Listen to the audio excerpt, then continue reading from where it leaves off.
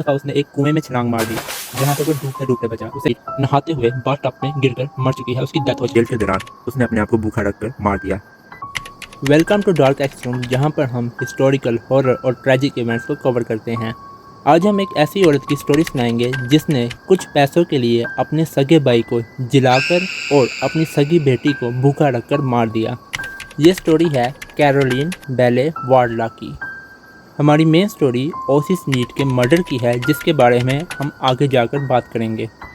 Caroline बेले की दो बहनें थीं, एक मैरी एलिजाबेथ और दूसरी वर्जीनिया ओसियाना। ये तीनों क्रिश्चियनबर्ग वर्जीनिया में एक स्कूल चलाती थीं, जिसकी फाइनेंशियल सिचुएशन ज़्यादा बेहतर ना थी। ऐसे में कैरोलिन ने बेहतर अपॉर्चुनिटीज़ ढूंढने के बजाय लोगों को मारकर उनकी लाइफ इंश्योरेंस क्लेम करने का फैसला किया।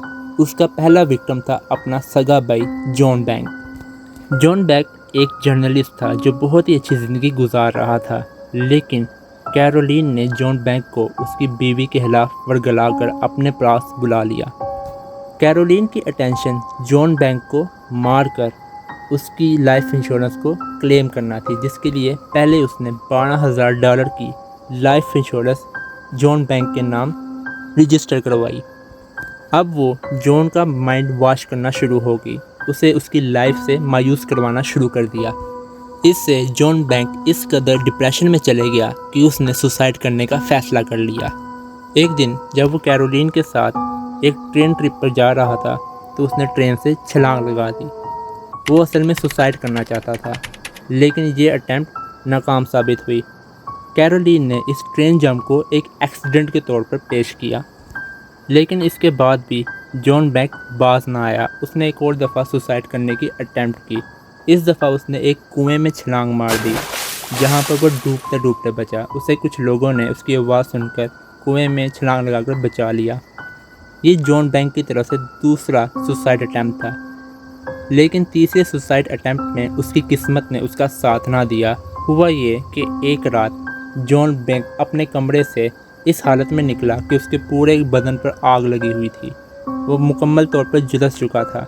जब उसकी आग बुझाई गई तो उस वक्त तक वो मर चुका था। उसे शदीद किस्म के फर्स्ट डिग्री के बर्न आए थे। अब कैरोलिन बेले अपने पहले विक्टिम के मर्डर में कामयाब हो चुकी थी। वो लाइफ इंश्योरेंस की कंपनी में गई और इस सारे इंसिडेंट को, जिसमें जॉन ने अपने आप को आग लगाई थी, एक एक्सीडेंट करार दिया और $12,000, जो कि आज के दौर में $0.4 मिलियन बनते हैं, इस अमाउंट की लाइफ इंश्योरेंस क्लेम करवाने में सक्सेसफुल हो गई।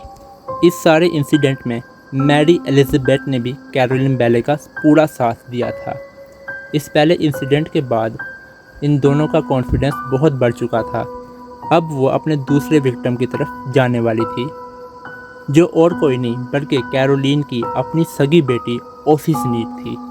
ओसिस नीट की पैदाइश 1885 में मैनहट्टन, न्यूयॉर्क में हुई। उसके फादर एक सिविल वॉर वेटरन थे, जिनकी बाद में डेथ हो गई। अब वो पूरी तरह से कैरोलिन के अंडर थी। कैरोलिन बचपन से ओसी को मेल न्यूट्रिटेड रखती, यानी उसे मुकम्मल खाना ना देती, जिसकी वजह से ओसिस नीट बहुत ज़्यादा वीक थी। इसके अलावा वो लोगों से थोड़ा अलग थलग रहते, जिसकी वजह से ओसिस नीट की कोई पब्लिक इंटरेक्शन भी ना थी।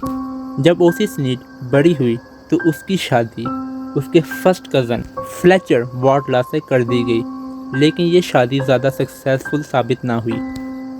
उनका पहला बच्चा पैदा होने के कुछ अरसे बाद मर गया और दूसरे बच्चे की पैदाइश से पहले ही फ्लेचर ओसी को छोड़कर कनाडा भाग गया। उसके बाद वो कभी वापस ना आया। कैरोलिन ओजी को हमेशा यही बताती कि फ्लेचर मर चुका है और अब वो वापस नहीं आएगा। कैरोलिन और मैरी दोनों पैसे की लालची औरत थीं और थोड़ी साइको भी थीं। अब जॉन बैंक के मर्डर के बाद वो ओसिस नीट को भी मारकर उसकी इंश्योरेंस क्लेम करवाना चाहती थी, लेकिन ओसिस नीट बहुत वीक थी। उसे टाइम ब टाइम मेडिकल एड की ज़रूरत पड़ती रहती। डॉक्टर विलियम पैटिट वो पहले डॉक्टर थे जिन्होंने ओसिस नीट को एग्जामिन किया और उसकी ये हालत देखकर बहुत अफसरदा हुए। उन्होंने एक प्रिस्क्रिप्शन उसकी मदर कैरोलिन को लिख कर दिया, लेकिन कैरोलिन कभी भी उस प्रिस्क्रिप्शन को फॉलो ना करती। इसके अलावा पैटिट ने कैरोलिन को ये भी कहा कि इसकी न्यूट्रिशन का ज़्यादा ख्याल रखा जाए, लेकिन कैरोलिन क्योंकि इंश्योरेंस क्लेम करना चाहती थी ओसी स्नीड को मारकर, इसलिए ये बात भी मुमकिन ना हो सकी। पैटेट को ओसी स्नीड से पर्सनल एम्पैथी हो चुकी थी, इसलिए उसकी माँ के बार बार प्रिस्क्रिप्शन फॉलो ना करने के बावजूद भी वो ओसी स्नीड की मदद करता रहा और एक दफ़ा उनके घर के अंदर बगैर किसी को बताए दाखिल हो गया और ओसी स्नीड तक खाना पहुंचाया उसने, जिसके बाद उसकी माँ कैरोलिन ने उसे उसकी मेडिकल एड से हटा दिया। इसके बाद डॉक्टर विलियम पैटेट ने एक अटॉर्नी भी हायर किया ताकि वो इसे लीगल तौर पर हैंडल करे। अटॉर्नी ने कई अटैम्प्ट्स की ओसी स्नीड की हेल्प करने की, लेकिन हर दफ़ा नाकाम रहा। अब ओसी स्नीड बहुत कमज़ोर हो चुकी थी, लेकिन उसकी माँ और आंट उसे कमज़ोर नहीं बल्कि उसे मरा हुआ देखना चाहते थे। एक दिन कैरोलिन बैले ने पुलिस को इन्फॉर्म किया कि ओसी स्नीड नहाते हुए बाथटब में गिरकर मर चुकी है, उसकी डेथ हो चुकी है। पुलिस इन्वेस्टिगेशन के लिए पहुंची, लेकिन जब उन्होंने मुकम्मल इन्वेस्टिगेशन की और ऑब्जर्वेशन किया तो उन्हें इस बात पर पहुंचने में ज़्यादा टाइम ना लगा कि ओसी स्नीड की डेथ पानी में गिरकर नहीं बल्कि डुबो कर की गई है। इसके अलावा उसकी डेथ को 24 घंटे गुजर चुके थे। इतनी देर में उसकी माँ ने या उसकी आंट ने उसे क्यों नहीं जाकर देखा। तीनों बहनें कैरोलिन, मैरी और वर्जीनिया के खिलाफ कोर्ट में केस चला और तीनों को सजाएं सुना दी गई। कैरोलिन को लाइफ इम्प्रिजनमेंट हुई, इसके साथ उसे मेंटल असाइलम में भी भर्ती कर दिया गया। उसकी बहन वर्जीनिया को भी लाइफ इम्प्रिजनमेंट हुई, लेकिन अपनी जेल के दौरान उसने अपने आप को भूखा रखकर मार दिया। कैरोलिन की दूसरी बहन मैरी के खिलाफ कोई स्ट्रॉन्ग एविडेंस ना होने की वजह से उसका केस ड्रॉप हो गया और वो बाइज्जत बरी हो गई। तो ये था ओसी स्नीड का केस। अगर आप इस तरह की और वीडियोस देखना चाहते हैं तो मेरे चैनल को सब्सक्राइब कर लीजिए। इसके अलावा मैं जल्दी फेसबुक पे भी एक पेज बनाने लगा हूँ, मैं लिंक उसका बायो में दे दूँगा, बस मेरे पेज को फॉलो कर लेना।